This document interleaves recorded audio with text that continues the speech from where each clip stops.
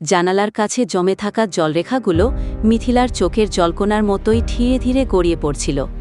ক্যালেন্ডারে আজকের দিনটা ঘিরে রেখেছে সে ৩ জুন।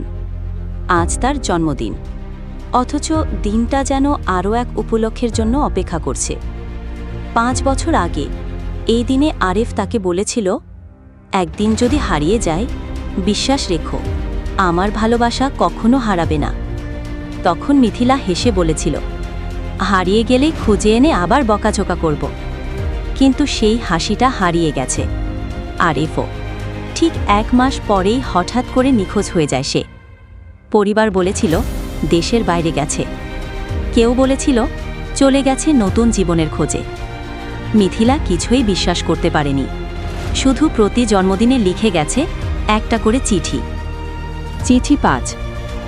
আরেফ, আজও তোমার অপেক্ষায় দিনটা কাটছে। জানি না তুমি ভালো আছো কি না, তবে আমি এখনও তোমারই মতোই আছি, একাকী, অপেক্ষায়।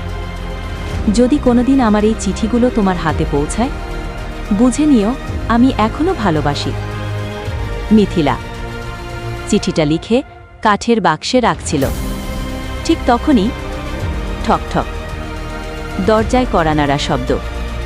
মিথিলা প্রথমে ভেবেছিল ভুল শুনছে, আবার কড়া নাড়ল কেউ। ধীরে ধীরে দরজা খুলল সে। দাঁড়িয়ে আছে এক অচেনা চেহারার মানুষ।